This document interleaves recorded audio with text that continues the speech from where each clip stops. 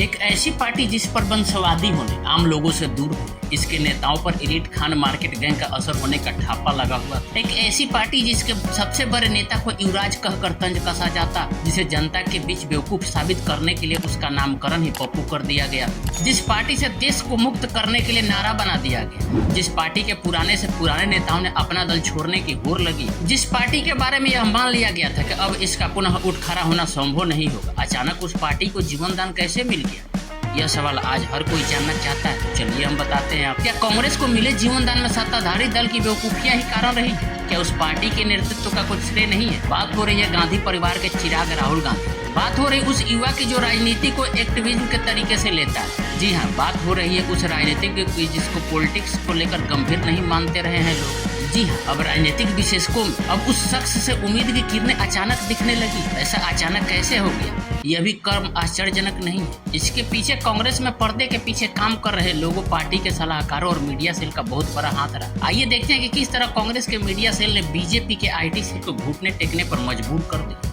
वैसे तो आजकल हर पार्टी चुनाव कैंपेन के लिए वार रूम का गठन करती है, जिसका वार रूम जितना ताकतवर और संगठित होता है वो उतना ही ताकतवर चुनाव के मैदान में नजर आता है। कांग्रेस का वार रूम इस बार सबसे मजबूत रहा। तेज तर्रार मार्केट प्रोफेशनल से भरी हुई टीम जानती थी कि मजाक मजाक में काम की बात लोगों के दिल तक कैसे पहुंचानी। इसके लिए छोटा मोटा अगर ड्रामा क्रिएट करना पड़े तो भी किया गया। जैसे बीजेपी को ऐसी लॉन्ड्री बताया गया जिसमें वॉशिंग मशीन से दूसरी पार्टियों के भ्रष्ट लोगों को डालकर ईमानदार बना दिया जाता है। जरूरत हुई तो कांग्रेस की रैलियों में भी प्रतीक के रूप में ऐसी वॉशिंग मशीन रखी गई जो लोगों को भ्रष्टाचारियों से ईमानदार बना देते थे। इसी तरह तेलंगाना चुनाव के दौरान 6 एटीएम मशीनें जो फर्जी नोट निकालते रखी गई, जो तेलंगाना के भ्रष्टाचार का प्रतीक बन गए। केरल कांग्रेस का ट्विटर हैंडल इस संबंध में सबसे अधिक इनोवेटिव तरीके से काम कर रही। बहुत ही चुटीले अंदाज में बीजेपी पर तंज कसने में यह हैंडल सबसे आगे रहा। अजय माकन की अध्यक्षता वाले एक पैनल जिसमें केसी वेणुगोपाल और जयराम रमेश जैसे अनुभवी प्रमुख लोग पार्टी वार रूम की टीमों के साथ विज्ञापन और मीडिया एजेंसियों के साथ मिलकर काम को अंजाम दे रहे। टाइम्स ऑफ इंडिया कांग्रेस के सोशल मीडिया टीम के सदस्य के हवाले से लिखता है कि साल के शुरुआत में भाषा और क्षेत्र के आधार पर 4 टीमें बनाई गई। हर टीम में 900 से 1000 के करीब इंटर्न भर्ती किए गए, यानी कि कई हजार भर्तियां की गई होगी। कांग्रेस की एड और कैंपेन की सोच डिफरेंट रही, जबकि बीजेपी का मीडिया सेल अभी भी पुराने अंदाज में कांग्रेस पर हमले कर रहा था। बीजेपी के एड कैंपेन धार्मिक आधार पर लोगों को बांट रहा था, तो कांग्रेस के एड कैंपेन मोहब्बत की दुकान से प्रेरित थे। इसके साथ ही प्रधानमंत्री नरेंद्र मोदी और देश के खास उद्योगपतियों पर तीखे हमले भी जारी रहे। यह भी ध्यान दिया जा रहा था कि कांग्रेस के कैंपेन में बीजेपी के कैंपेन और प्रधानमंत्री के भाषणों को मुद्दा बनाकर उसे किस तरह निष्प्रवाही करना है। जैसे पीएम मोदी के मंगलसूत्र छीन लेंगे वाला बयान, पीएम के 400+ के नारे आदि को आम जनता के अधिकारों से जोड़ दिया गया। कांग्रेस ने संविधान बचाओ और आरक्षण बचाओ के अभियान ने वास्तव में लोगों को डरा दिया, और बीजेपी सरकार फिर आ गई तो सब तहस नहस हो जाए। हाथ बदलेगा हालात कांग्रेस का हाथ। आम आदमी के साथ जैसे नारे जनता में रच बस गए। इसके साथ ही मेरे विकास का 2 हिसाब सब ठीक नहीं है जैसे नारों से बेरोजगारी, महंगाई और भ्रष्टाचार की बातें करते हुए लोगों के कांग्रेस मैनिफेस्टो की खास बात है जैसे 5 न्याय, महिलाओं के लिए 1 लाख रुपया सालाना आदि ऐसी बातें इस तरह गढ़ी गई थी कि लोगों में चर्चा का विषय बनती गई। जाति जनगणना, युवाओं को रोजगार आदि। इस दौरान सबसे महत्वपूर्ण बात यह रही कि कांग्रेस कभी भी बीजेपी के सेट किए गोल पर नहीं खेल रही थी, बल्कि उसके उलट बीजेपी खुद कांग्रेस मीडिया सेल के इशारे पर नाच रही थी। कई बार ऐसा हुआ कि कांग्रेस के लोगों ने कुछ आधा अधूरे इन्फॉर्मेशन के साथ कई आरोपों बीजेपी पर लगा दिया, जिसके बाद बीजेपी के मंत्री उसका जवाब देते फिर रहे। कई बार ऐसा भी हुआ कि बीजेपी के एड कैंपेन कांग्रेस के एड और हमले का जवाब उसी तर्ज में दे रहे थे। मतलब साफ था कि बीजेपी की आईटी सेल कांग्रेस की आईटी सेल के हाथों खेल रही, जैसे बाप बाप भी होता है। सीरीज में कांग्रेस ने नेहरू और मोदी की तुलना की तो बीजेपी का मीडिया सेल ठीक उसी अंदाज में मोदी को ताकतवर बनाकर दिखाने लगा।